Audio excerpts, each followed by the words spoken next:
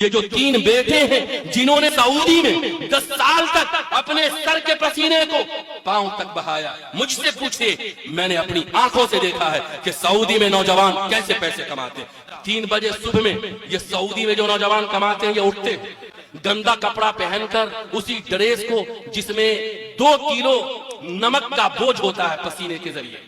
اسی کپڑے کو پہن کے دوڑتے ہوئے گاڑی میں یہ چڑھتے ہیں، اور اسی گاڑی کے ذریعے صبح میں جاتے ہیں فجر کے وقت آنکھ ملتے ہوئے، نہ غسل کیا، نہ بہترین طریقے سے ناشتہ کیا، رات کے 9 بجے یہ کام کر کے لوٹتے ہیں، اور جب لوٹتے ہیں تو صحیح سے یہ غسل بھی نہیں کرتے کہ ان کو دوڑنا پڑتا ہے کینٹین کی طرف۔ ٹیلی ویژن کھولا، 1-2 خبر دیکھی، تھکے ہوئے بدن کے ساتھ سو گئے، اسی تھکے ہوئے بدن سے اس کو پھر اٹھنا ہے، پھر کمانا ہے، پھر کل آیا، پھر تھکا، پھر سویا، پھر تھکے بدن سے اٹھا، اور وہ جو 1 ریال کا 20 روپیہ بنا کر بھیجتا ہے تو یہاں کی ماں کو بھی سمجھ میں نہیں آتا، یہاں کے باپ کو بھی سمجھ میں نہیں آتا، جو نئی دلہن ہے وہ بھی سمجھ نہیں پاتی کہ مرد کتنی محنت سے پیسہ کماتا ہے۔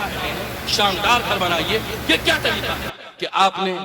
5 سال 10 سال آپ نے کمایا، آپ کے 4 بیٹوں نے سعودی عرب میں کمایا، اور یہ جب 20 لاکھ اور 50 لاکھ کی رقم ہو گئی آپ نے گھر بنا لیا۔ یہ گھر مردار ہے، اس گھر سے 1 روپے کا فائدہ نہ کسی کو آج تک ہوا ہے نہ ہوگا۔ جان بچانی ہے، طوفان سے بچنا ہے، سیلاب سے بچنا ہے، بجلی سے بچنی ہے، آندھی سے بچنا ہے تو گھر بنائیے،